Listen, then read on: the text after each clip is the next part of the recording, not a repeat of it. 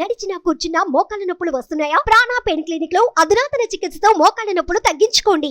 Hi hello నమస్తే, welcome to #1 news channel in digital Manam TV. నేను మీ లాస్య. ప్రస్తుతం మనతో పాటు ఉన్నారు political analyst and senior journalist DV Srinivas గారు. నమస్కారం శ్రీనివాస్ గారు. నమస్తే.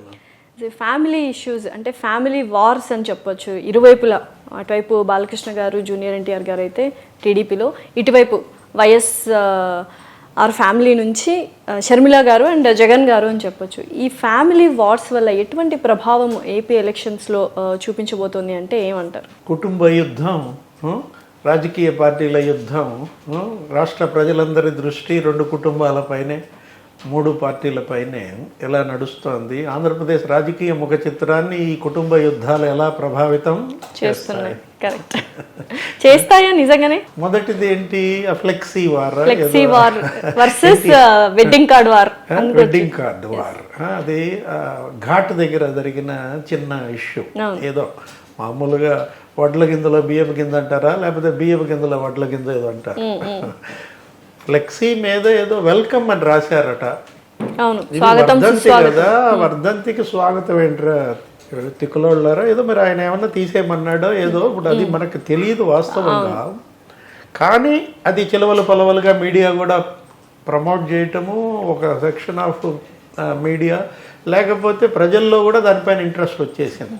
ఏంటి, జూనియర్ ఎన్టీఆర్ని తొక్కేస్తున్నారనో, లేకపోతే ఇక రకరకాలుగా ఛానల్ డిబేట్లు కూడా మనం చూసాం. అసలు ఏదో 2009లో జూనియర్ ఎన్టీఆర్ ప్రమాదం కూడా వీళ్ళే కల్పించారు అన్న స్థాయి దాకా వెళ్ళింది. అంటే ఎలా వీళ్ళు స్ప్రెడ్ చేస్తున్నారు అనే దాన్ని మనం చూస్తే, ముఖ్యంగా వాళ్ళు రెస్పాండ్ అవ్వలేదు జనం. అది బాబాయ్ అబ్బాయి, ఆ బాబాయ్ అబ్బాయి రెస్పాండ్ అవ్వలేదు.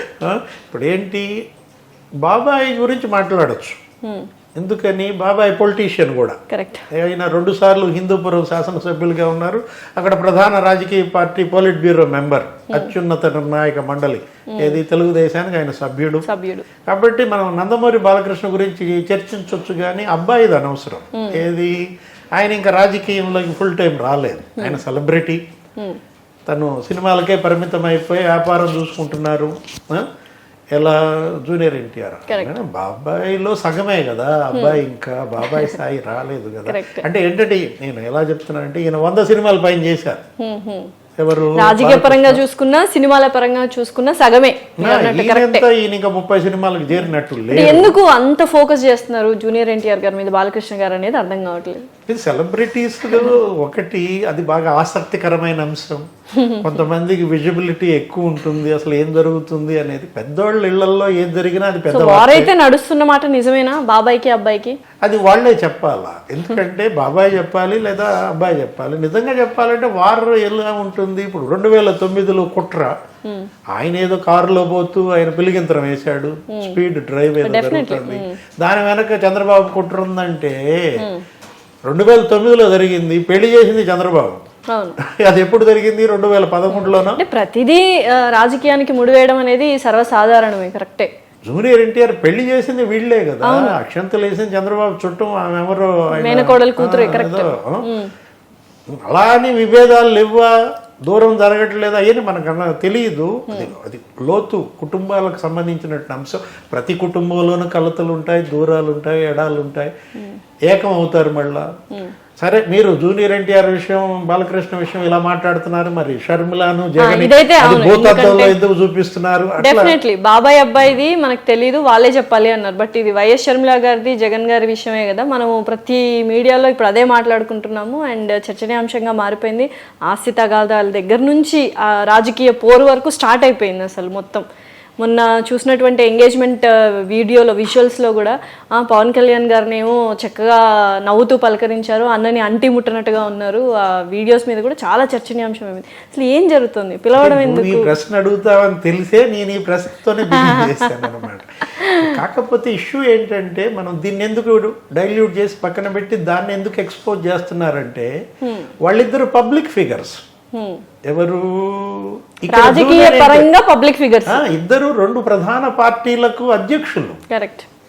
నువ్వు శ్రీశ్రీనో ఎవరో అంటారు, నీ పర్సనల్ లైఫ్ నీ ఇష్టం, నాకు సంబంధం లేదు, పబ్లిక్ లైఫ్లోకి వస్తే నీ చొక్కా పట్టుకుంటా అంటాడు, నిలదీస్తానంటాడు. ఎందుకంటే వైఎస్ఆర్ కాంగ్రెస్ పార్టీ అధ్యక్షులు గౌరవ ముఖ్యమంత్రి ఎవరు, జగన్మోహన్ రెడ్డి. ఈమె ఏపీ కాంగ్రెస్ అధ్యక్షురాలుగా రేపు బాధ్యతలు తీసుకుంటున్నారు. ఇవాళ ఏమో ఇడుపులపై వెళ్ళి అక్కడ ఘాట్ వాళ్ళ నాన్నకి నివాళులు అర్పించి రేపు సంతకం పెడుతున్నట్టున్నారు. రెండు రాజకీయ పార్టీల అధ్యక్షులుగా అన్నా చెల్లెళ్ళు ఉన్నప్పుడు మరి వాళ్ళ మధ్య కలతలు, వాళ్ళ మధ్య విభేదాలు, ఆస్తుల పంపిణీలు, రాజకీయ విభేదాలు, వీటన్నిటిపైన ప్రజలు చర్చిస్తారు, నిగ్గదీస్తారు. డెఫినెట్లీ వాళ్ళ నిర్ణయం వాళ్ళు తీసుకుంటారు. అన్న వైపు ఉంటారా, చెల్లి వైపు ఉంటారా. సో ఇప్పుడు తను ఎలాగో పార్టీ బాధ్యతలు చేపడుతుంది కాబట్టి ఫస్ట్ అంటే తన కార్యాచరణ ఎలా ఉండబోతోంది అనేది చాలా ప్రశ్నార్థకంగా, అనుమానాస్పద పదంగా కూడా ఉంది. అసలు ఏం చెప్తుంది? ఒకప్పుడు అన్న వదిలిన బాణం అని చెప్పింది, ఇప్పుడు అన్నకి అగెయిన్స్ట్గా వెళ్తోంది. మరి ఏం మాట్లాడబోతుంది, నోరు విప్పితే ఎలా ఉండబోతోంది, అసలు ఏం జరగబోతోంది అనేది ఒకందుకు ప్రజల్లో కొంత ఆసక్తికరంగా ఉన్న జగన్ గారికి మాత్రం కొంచెం భయం అనేది నెలకొంది అని అందరికీ తెలిసిన విషయమే. సో ఎలా ఉండబోతుంది అసలు? వాట్ ఈజ్ వైఎస్ షర్మిల గారి మూవ్ ఏంటి అంటే ఏమంటారు? నువ్వే అన్నావు కదా, బాణమా? తను చెప్పింది నేను చెప్పాను. బాణానికి మనసు ఉండదు, బాణానికి ఆత్మలు ఉండవు. బాణం అనేది ఆయుధం, అదే దాని పని ఏంటి, గుచ్చుకోవటమే. ఎదురుగా ఎవరుంటే వాళ్ళకి గుచ్చుకుంటుంది అనమాట. వాడు మారాడు. ఇప్పుడు ఏంటంటే ఈ బాణానికి ప్రయోగకర్త మారారు. ఇంతకుముందు ఈ బాణాన్ని ప్రయోగించిందేమో జగన్. అదే చెప్పింది, జగన్ వదిలిన బాణం. ఇప్పుడు బాణం ఎవరి చేతుల్లో ఉంది? ఢిల్లీ చేతుల్లో ఉంది. ఎవరు? రాహుల్ ప్రయోగిస్తున్నాడు.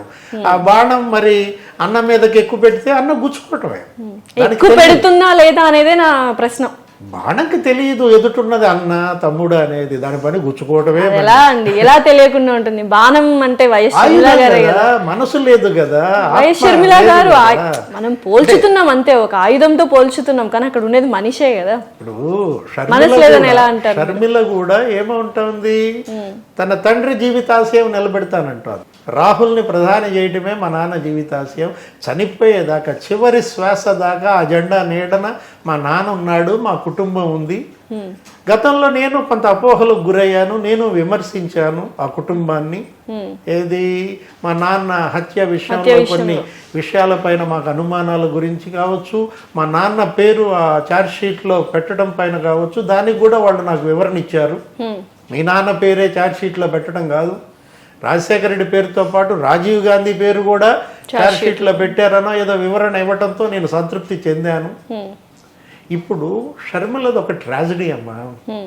ఏంటి, డెఫినెట్లీ తను ఒక రాజకీయ ప్రస్థానం తను కావాలని కోరుకుంది.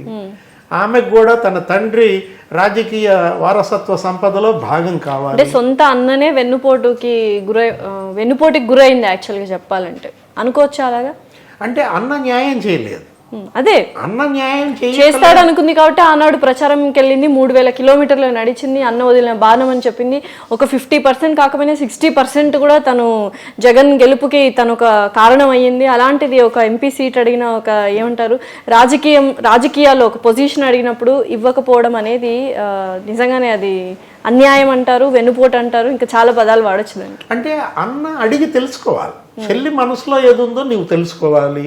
లేదు, చెల్లితో జరిగినటువంటి చర్చల్లో నీకేం కావాలమ్మా అని అడగాలి. ఉద్దేశపూర్వకంగా ఆమెను అలా వాడుకుని వదిలేయకూడదు.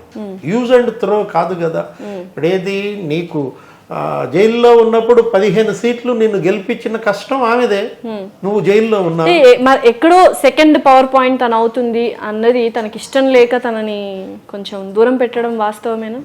అలా ఎలా, ఇప్పుడు సెకండ్ పవర్ పాయింట్ బాలకృష్ణ అవుతాడు అని చెప్పి చంద్రబాబు హిందూపూర్ అసెంబ్లీ డిపెండ్స్, వాళ్ళ సామర్థ్యాన్ని బట్టి ఉంటుంది కదా సార్. బాలకృష్ణ గారు ఎన్నో విషయాల్లో కొంచెం రాజకీయ పరంగా చూసుకుంటే వెన్ కంపారిటివ్లీ చంద్రబాబు గారు అంత హోదాలో అయితే ఉండరు. బట్ ఇక్కడ అలా కాదు కదా. వైఎస్ షర్మిల గారు ధీటుగా ధాటుగా వాడి వేడిగా పోటీ చేస్తారు జగన్ గారితో వెన్ కంపారిటివ్లీ. అంటే అసూయ, అదే అంటున్నా, చెల్లిని తొక్కేయటమా, ఇన్సెక్యూరిటీ ఫీలింగ్స్ అంటున్నా నేను. ఇది అభద్రత అనేది వచ్చిందంటేనే నీ పతనం ప్రారంభమైనట్లు లెక్క. ఇప్పుడు వీళ్ళ నాన్నకి లేని అభద్రత ఇతనికెందుకు? ఇప్పుడు వాళ్ళ నాన్న కూడా మరి తమ్ముడు నాకు పోటీ అవుతాడు, మరో పవర్ సెంటర్ అని వివేకానంద రెడ్డిని ఎదగనీయకుండా చేశాడా? లేదు. ఏ విధంగా మ్యూచువల్ అండర్స్టాండింగ్, ఒక జంటగా ఆ అన్నదమ్ములు సాగారు. ఒకళ్ళు అసెంబ్లీకి వెళ్తే ఒకళ్ళు లోక్సభకి, ఒకళ్ళు లోక్సభకి వెళ్తే మరొకరు అసెంబ్లీకి అన్నదమ్ములు వివేకానంద రెడ్డి రాజశేఖర రెడ్డి ప్రయాణం 30 ఏళ్ళు సాగిందే. Definitely. అంత చక్కటి ప్రయాణం ఈ అన్నా చెల్లి ఎందుకు చేయలేకపోయారు? ఎక్కడ అన్నం దాటేసుకొని ముందుకెళ్ళిపోతుందో అన్న ఒక ఆలోచన ప్రజల్లో కూడా ఉంది అండ్ జగన్ గారిలో కూడా ఉంది. నిజమే అది. ఇప్పుడు ప్రసంగిస్తే చాలా వరకు షర్మిల గారు మాట్లాడిందే చాలా మందికి నచ్చింది కంపారిటివ్లీ. మీకు ఎలా అనిపిస్తుంది? అంటే వాళ్ళిద్దరిలో ఎవరు? నేను అది యాక్సెప్ట్ చేయను. ఎందుకంటే ఇప్పుడు రెండు కూడా రెండు కళ్ళు. ఎవరికి? రాజశేఖర రెడ్డి కుటుంబానికి కావచ్చు, రాజశేఖర రెడ్డి అభిమానులకు కావచ్చు, వైఎస్ ప్రేమించే సమాజానికి.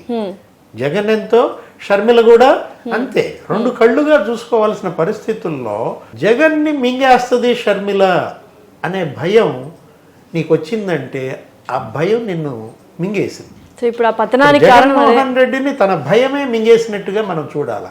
షర్మిలకు లేని భయం నీకెందుకు? రాజశేఖర రెడ్డి భయపడతాడా?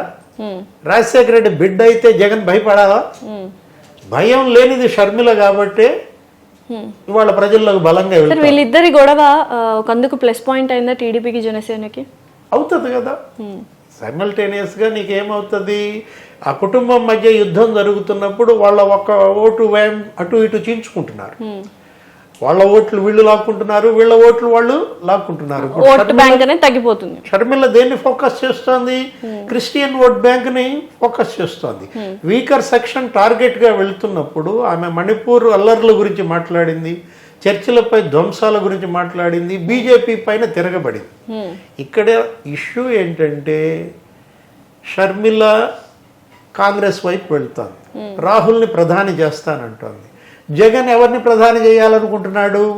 ఈయన ముఖ్యమంత్రి అవ్వాలనుకుంటున్నాడు. జగన్ మోడీని ప్రధాని చేయాలనుకుంటున్నాడు. అంటే అన్న బీజేపీ వైపు, చెల్లి కాంగ్రెస్ వైపు మధ్య నడుస్తోంది వార్. బీజేపీ కాంగ్రెస్ రెండు జాతీయ పార్టీలు వైఎస్ కుటుంబాన్ని చింకి చాట చేస్తున్నాయి అన్నమాట. అన్నా చెల్లెళ్ళు ఇద్దరు జాతీయ పార్టీలతో గేమ్ ఆడుతున్నారు. డైలాగ్ మీరు కొట్టుకుని మమ్మల్ని ఎంటర్టైన్ చేయండి అన్నట్టుగా వాళ్ళు కొట్టుకుంటూ TDP and Janasena party plus points అయిపోయాయి అనుకుంటారు. అంతేనా? తెలుగుదేశం జనసేనకి తాత్కాలిక లబ్ధి చేకూర్చొచ్చు. రేపటి ఎన్నికల్లో ఏది తెలుగుదేశం జనసేన గెలుస్తాయి, ఇంకా పర్మనెంట్ గెలుపన్నట్టే ఓట్ల చెల్లిక వల్ల. కానీ టార్గెట్ 2029 గనక చూసినట్లయితే షర్మిల గనక కాంగ్రెస్ ని బతికిచ్చి మళ్ళా కాంగ్రెస్ పార్టీ గనక పునరుత్తేజం చెందితే అది తెలుగుదేశం జనసేన దీర్ఘకాలిక దీంట్లో చాలా ప్రమాదం. సో అదైతే డెఫినెట్లీ జరుగుతుంది. ఏదైనా జాతీయ పార్టీలు లాంగ్ రన్ లో ఆలోచిస్తారు. బీజేపీ అలానే ఆలోచిస్తుంది అండ్ 100 ఏళ్ళ చరిత్ర కలిగిన కాంగ్రెస్ కూడా అలానే ఆలోచిస్తుంది. కాబట్టి 2029 ఎలక్షన్స్ వాళ్ళ టార్గెట్ ఇది కాదు. ఇది జస్ట్ ఏంటంటే ఒక స్టార్ట్అప్ అన్నమాట, అలా అనుకోవచ్చు. ప్రాంతీయ పార్టీలేమో రేపటి ఎన్నికే వాళ్ళ భవితవ్యం. అవును. జాతీయ పార్టీలేమో రాబోయే ఎన్నికలన్నిటికీ కూడా వాళ్ళు టార్గెట్ చేస్తున్న దీంట్లో కాంగ్రెస్ టార్గెట్ ఎంత మేరకు షర్మిల రీచ్ అవుతుంది? రేపటి టార్గెట్ 10% ఓటు 15% ఓటు అనుకుంటే ఇప్పటి 3% ఓటు నుంచి ఆమె ఆ గమ్యాన్ని చేరుకోగలదా? రేపు ఆల్రెడీ ఒక ఇద్దరు ఏమో ఎమ్మెల్యేలు వెళ్ళిపోతున్నారు. ఎవరు? రామకృష్ణ మంగళగిరి ఎమ్మెల్యే, కాపు రామచంద్రారెడ్డి కూడా వెళ్ళిపోయాడు. ఈయన సీట్లు చించేసిన వాళ్ళంతా ఇప్పుడు షర్మిల వైపు వెళ్తారు. కాంగ్రెస్ నుంచి వచ్చిన వాళ్ళేగా వైఎస్ఆర్సీపీలోనే. సో అటు తరలిస్తే వైఎస్ఆర్సీపీ పార్టీ ఉనికినే కోల్పోతుంది అన్న వార్తలు కూడా వస్తున్నాయి. మరి అది నిజమేనా? కష్టం అంటారా? ఇప్పుడు ఏం జరుగుతుంది? ఒకసారి ఓడిపోతే జగన్మోహన్ రెడ్డి ఇంకా ఆ పార్టీ బతకదు. ఎందుకని? అధికారంతోనే ఇవాళ ఆ పార్టీ నిలబడుతుంది. ఇప్పుడు ఈ కేసులన్నీ కూడా వాయిదాలు వేసుకుని 381 వాయిదాలకు హాజరు కాకుండా ఈ 5 ఏళ్లు జగన్మోహన్ రెడ్డి కేసుల్లో జరిగిన జాప్యం అధికారం తెచ్చినటువంటి లబ్ధి అది పోయిందనుకో. అధికార గొడుగే గనక తొలగిపోతే ఏమవుతుంది? నీకు వైఎస్ఆర్ కాంగ్రెస్ ముక్క చెక్కలైపోతుంది. ఇప్పుడు ఇండియన్ స్ట్రాటజీ సర్వేస్ కొన్ని సర్వేస్ వెల్లడించిన దాని ప్రకారము బ్రాడర్ ఎడ్జ్లో టీడీపీ గెలిచే అవకాశాలు ఉన్నాయి అంటున్నారు. బట్ గ్రౌండ్ రిపోర్ట్లో కానీ ప్రజల్లోకి కానీ వెళ్తే ఇప్పటికీ ఎలా చేసైనా జగన్ గారే గెలుస్తారు అన్న వాదన కూడా వినిపిస్తుంది. సో మీరేమంటారు? అసలు ఆంధ్ర ఎలక్షన్స్లో ఎవరు గెలుస్తారు? బార్డర్ లైన్లోనే, నాకు తెలిసి బార్డర్ లైన్లోనే ఉండబోతోంది పోటీ అయితే మాత్రం క్లియర్ కట్గా తెలుస్తుంది. ఉండదు క్లీన్ స్వీప్ అంటారా? వన్ సైడ్ అవుతుంది అన్నమాట. TDP land slide victory. అది జగన్మోహన్ రెడ్డికైనా సరే, లేదు తెలుగుదేశం జనసేన పరిస్థితుల ప్రకారం. ఎందుకంటే ల్యాండ్ స్లైడ్ విక్టరీకి కారణం ఏంటంటే ఇక్కడేమి డోలాయమానం లేదు, ఓటర్లో అనుమానం ఏమీ లేదు, ఇటు వేద్దామా అటు వేద్దామా అనేటటువంటి ఆ స్థితి లేదు. ఎందుకని ఇప్పుడు జగన్ నాకు మేలు చేశాడు అనుకున్నప్పుడు మేళ్లు చేసి పొందిన వాళ్ళు ఎక్కువ మంది అయినట్లయితే ల్యాండ్ స్లైడ్ విక్టరీ జగన్కి వెళ్ళిపోతుంది. ఇక్కడ జగన్ బాధితులు ఎక్కువగా ఉన్నప్పుడు, జగన్ చేసిన మేళ్ల పట్ల సంతృప్తి లేనప్పుడు మొత్తం అంతా కూడా ఎటు ఒగ్గుతారు? తెలుగుదేశం జనసేన అలయన్స్కి వెళ్తారు. ఇప్పుడు జగన్ చేసిన మరొక తప్పేంటి? అభ్యర్థులను మార్చేయటం, సిట్టింగుల్ని మార్చేయటం ద్వారా కన్ఫ్యూజన్ ఆయన గురై తన పార్టీని కన్ఫ్యూజన్లోకి నెట్టేసి క్యాడర్ని మొత్తం గందరగోళంలో చేయటం వల్ల సీట్లు కోల్పోయిన వాళ్ళంతా కూడా ఏం చేస్తారు? తెలుగుదేశం జనసేన కన్నా ముందు మన పార్టీయే శత్రువు అనుకుంటారు. కరెక్ట్. ఈ సీట్ వచ్చిన ఆయన కనుక ఓడిస్తే ఈ నియోజకవర్గాన్ని నేను శాశ్వతంగా వదిలేయాలి కాబట్టి ముందు ఈడు ఓడిపోవాలా, వాడు గెలిచినా తర్వాత చూసుకుందామని తన నియోజకవర్గంలో తనకు సీట్ ఇవ్వని పార్టీని ఓడించడమే ముఖ్య లక్ష్యంగా పెట్టుకుంటారు. మొత్తానికి వైఎస్ఆర్సీపీ పార్టీలో మొత్తం అంతా గందరగోళ వాతావరణం అయితే ఏర్పడింది. క్లీన్ స్వీప్ అటువైపు వెళ్తుందని ఇండైరెక్ట్ గా చెప్తున్నారు అంతే. Land slide victory. ఎందుకంటే అది ఎవరికి జరిగినా అంతే. ఈ సర్వేలు అనేది అవి నమ్మను. సర్వేలు కూడా ఈ జాతకాల్లాగా మారిపోయారు. ఇలా అటో ఇటో కాదు కదా. ట్రెండ్ ఎట్లా ఉందో అదే అని చెప్తారు జాతకాలు చెప్పేవాళ్ళు కూడా. నువ్వు వెళ్ళి నా దగ్గరకు వచ్చి మీరు ఎవరికి ఓటేస్తారు సార్ అంటే నేను చెప్తానా? చెప్పకపోగా నాలో ఉన్న శాడిస్ట్ ఇంక యాంటీగా చెప్తాడు. ఏంటి, నేను వేసే పార్టీకి కాకుండా రెండో పార్టీ పేరు చెప్తాడు. Psychology correct. ఎవ్వరూ కూడా మిషన్ మీద నొక్కేదాకా తాను ఎవరికి ఓటేస్తాడు అనేది చెప్పడు, చెప్పాలనుకోడు, బయట కూడా తెలియజేయడు. నిజం చెప్తాడు కానీ నిజం చెప్పడు. నిజం చెప్తున్నాడో లేదో తెలియదు. ఊహించుకోవచ్చు. ఏది ఇప్పుడు ప్రజెంట్ గా ఏం జరుగుతోంది? సమాజం కులాల వారీగా చీలిపోయినప్పుడు నా కులాన్ని చూసి నేను ఎవరికి ఓటేస్తానో కూడా నువ్వు చెప్పేస్తావు.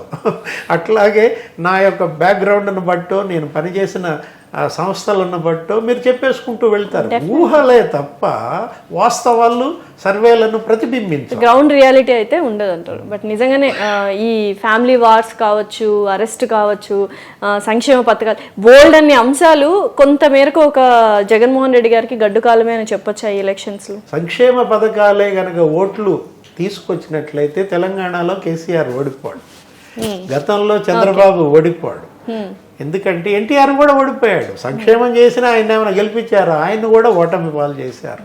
సంక్షేమం ఒకటే కాదు, అభివృద్ధి కూడా జరగాలి, ఉద్యోగాలు కూడా ఇవ్వాలి, నిరుద్యోగాన్ని నిర్మూలించాలా. కేసీఆర్ ఎందుకు ఓడిపోయాడు? యువత ఇక్కడ ఈయన ఓడించారు. ఇక్కడ మెయిన్ బేస్ నిరుద్యోగుల నోటిఫికేషన్లు ఇవ్వకపోవటం, క్వశ్చన్ పేపర్ల లీకేజీ, మెగా డిఎస్సి ఇస్తానన్న వాగ్దానం నిలబెట్టుకోకపోవటం, యువత తిరగబడింది. సేమ్ అదే సిట్యుయేషన్ ఆంధ్రప్రదేశ్లో కూడా. అక్కడ రిక్రూట్మెంట్స్ లేవు. 2,30,000 ఉద్యోగాలు ప్రభుత్వంలో అలా ఉండిపోయాయి. బ్యాక్లాగ్ పోస్టులు భర్తీ చేయలేదు, నోటిఫికేషన్ ఇవ్వలేదు, మెగా డిఎస్సి ఇవ్వలేదు. ఎంప్లాయీస్ అంతా తీవ్రంగా వ్యతిరేకంగా ఉన్న పరిస్థితుల్లో అన్ని వర్గాలకు ఆయన దూరం అయ్యారు.